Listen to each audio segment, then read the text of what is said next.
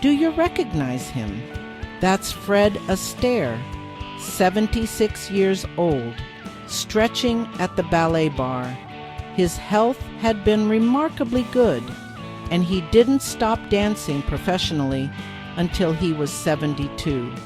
Astaire at the ballet bar, stretching, is 76 years old. Hello, this is Diann Schindler.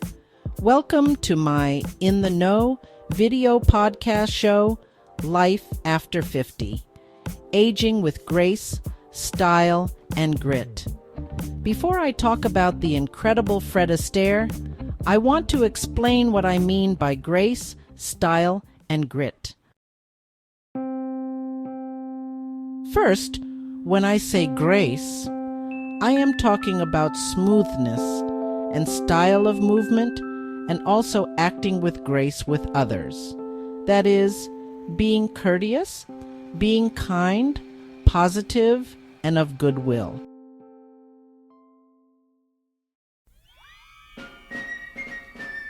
Secondly, style is a particular manner in which something is done, perhaps with dress, a choice of clothing, a lovely smile. It's an important sense of dignity, embracing age with confidence and pride. Finally, grit. When you hear someone give a compliment which states the person has grit, what does it mean? It means the person has courage and shows the strength of character. Those who have grit eagerly accept getting older and face any fear they may have about growing older with a strong determination. All of these characteristics are embodied in Fred Astaire, the American dancer, actor, singer, musician, choreographer, and presenter whose career in stage, film, and television spanned over 76 years. Astaire was born on May 10, 1899, in Omaha, Nebraska. He died on June 22nd, 1987. He was 88 years old.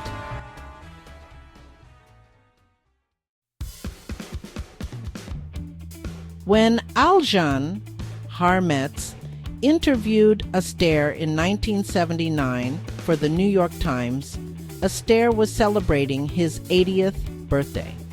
Harmetz described him as unfailingly courteous, unwavering as a gentleman. I think you will agree with me. I call that grace.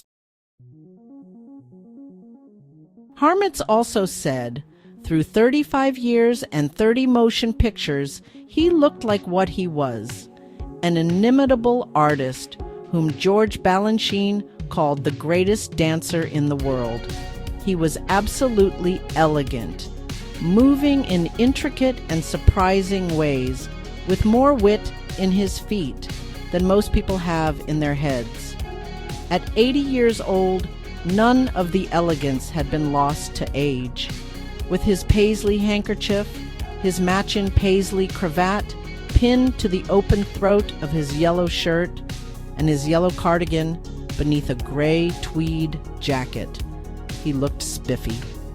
His 5'9" frame was a slim and natty 134 pounds, with no hint of a potbelly under the belt buckle. That buckle matched the buckles on his stylish and super cool suede shoes. That's the epitome of elegance, for sure. His health had been remarkably good, and he didn't stop dancing professionally until he was 72. He's 76 in that picture at the ballet bar. But listen to this.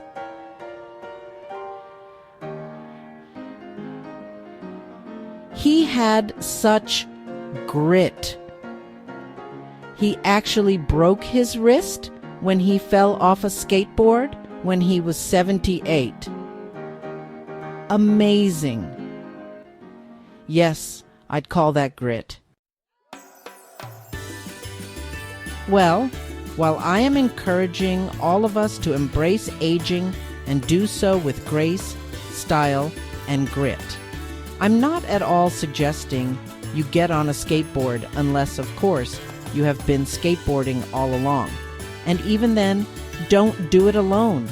And yes, Fred Astaire was simply one of a kind. But we can aspire to be like him with our own grace, style, and grit. And yes, I know firsthand this can be difficult when we don't feel well and while we are losing our ability to do some of the simplest tasks due to arthritis, disease, and even medications. So, I encourage you to leave your favorite ratty sweats at home. And yes, I agree, it can take effort to dress up even the slightest way, but you feel better when you know you are looking good.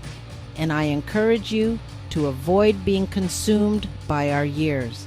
I say, step up with courage and pride, confident with all those years of fantastic experiences. The quote, "Old age is not for sissies," is often attributed to the brilliant American actor Bette Davis. The quote emphasizes that aging is not a straightforward journey. It requires a willingness. Yes, it requires grit to confront the inevitable challenges of advancing years. Let's keep on keeping on. Like my friend who was diagnosed with bladder cancer with treatment that resulted in neuropathy. Neuropathy is when nerve damage leads to pain, weakness, numbness, or tingling, in her case, in her feet. She said she has trouble feeling her feet, but she still manages to play tennis. Certainly not at the level she played in earlier years. Nonetheless, she says she feels so good to be out there on the court with her friends.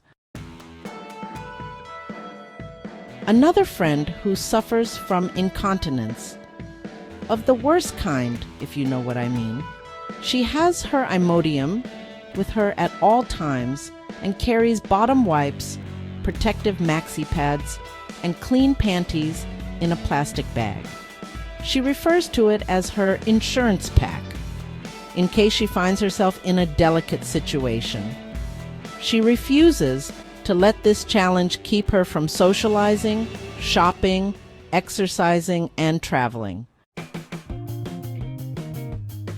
Yet another friend, an avid tennis player, lost his vision in one eye, challenging his depth perception.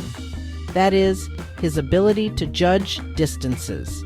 But that didn't stop him. He still plays tennis, training his good eye to see that ball and hit it firmly with his racket. He continues to follow his passion.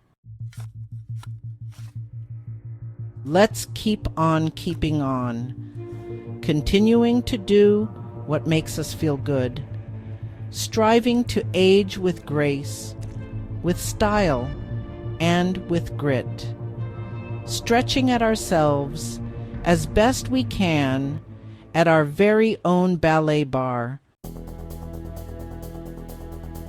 Thank you so much for watching. I appreciate your support. If you enjoyed this video, please hit the like button and add your comments and questions. I'd like to know what you would like me to talk about in future videos. Let's get a conversation going.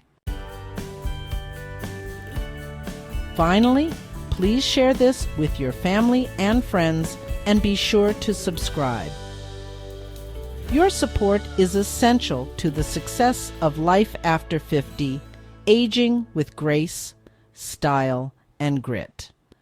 Thank you again. This is Diann Schindler. See you next time